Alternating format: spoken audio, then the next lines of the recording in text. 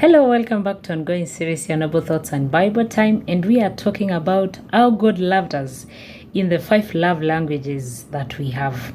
And we did mention that God's love is multifaceted, but somehow, we have reasons to back God loving us in the 5 love languages that we have.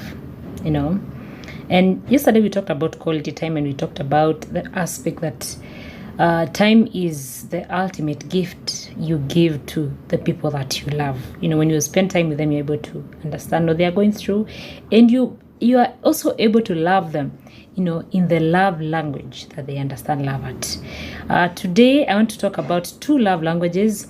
We have acts of service and we have receiving of gift. We see, God is the ultimate gift giver.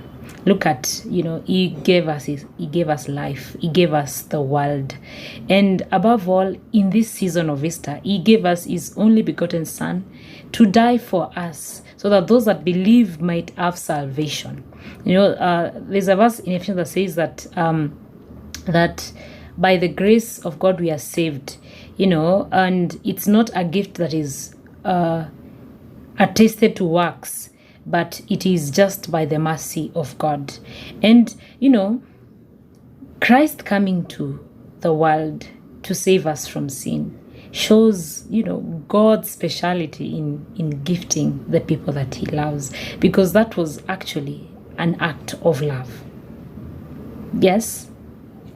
And we see how at some point he did wash his disciples' feet. And it is mentioned that there was a time the disciples had an argument about who is the greatest among them. And they came to Jesus, and Jesus told them that, the greatest is usually the one that serves. And that is what Christ did. He is God in every way, but he comes to serve humankind and save us from our sin. God actually shows us that we ought to embrace such, we ought to, serve the people that we love. When you spend quality time with people, the people that we love, then you're able to know what would really be good for them. The gifts, the thoughtfulness, you can embrace when it comes to giving the people that we love. And we see how God, this salvation is a gift from God.